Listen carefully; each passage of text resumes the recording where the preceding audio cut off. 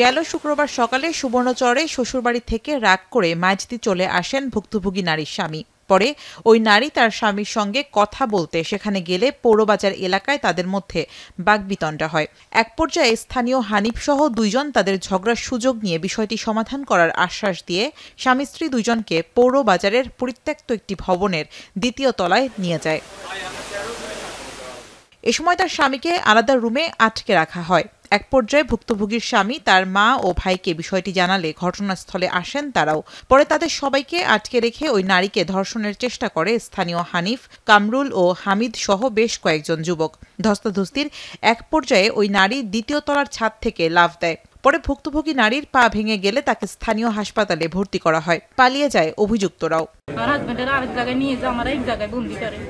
বন্দি করার পরে আমার গার উন্না সব খুলিয়ে এলার পরে আমি মিশা কথা কই, ফোনের কানের ধরে ধরি কই মানরা কই এই কথা কই। আমি রুমতে অনেক কষ্ট করার পর আমি নিজের গাল লোকে যুদ্ধ করে এলের রাতের তো আমি বাসি বাইরে চলে আসছি। ইজ্জত বাঁচানোর লাগে আমি কি সাথে লাভ দিচ্ছি, আমি তাকাইও নই এনে চটলে কি মরমো না বাঁচ। ঘটনা জানাজানি হলে বাজার কমিটি থেকে ডাকা হয় মিটিং। এ সময় হানিফ ও কামরুলকে কৌশলে মিটিংয়ে নিয়ে আসা হলে তাদের গ্রেফতার করে পুলিশ। আমি আমার মতো করে আমি আমার লোকজন সেট করছি এদেরকে বাজারে আসলে আটক করার জন্য। এরই ফাঁকে আমি একটা ফাঁদছি যেন এদেরকে ধরা যায়। আমি আসছি, আসার পরে আমি আপনাদেরকে খবর দিছি, পুলিশে খবর দিছি। ধর্ষণ চেষ্টার ঘটনায় রোববার রাত 11টার দিকে সুধারাম মডেল থানায় মামলা দায়ের করেন ভুক্তভোগীর স্বামী। এ সময় 3 জনের নাম উল্লেখ সহ অজ্ঞাত কয়েকজনকে আসামি করা হয়। পুরো মার্কেটের সামনে স্বামী স্ত্রী দুইজনের মধ্যে পারিবারিক বিভিন্ন বিষয় নিয়ে বিরোধ সৃষ্টি হয়। বিরোধ সৃষ্টির মধ্যে এক পর্যায়ে 2 থেকে 3 জন লোক এসে তাদেরকে বলে দিয়ে উপরে দোতলা উপরে রুমে নিয়ে যাবে, ওখানে তাদের স্বামী স্ত্রী বিষয়টা সমাধান করে দিবে। তখন তাদের কথা শুনে এই দুজন তাদের সাথে পুরো মার্কেট 2য় তলা যায়।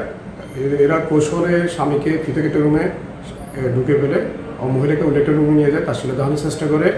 মহিলা ওদের থেকে বাঁচার জন্য লাফ দিয়ে পড়ে আহত হয়।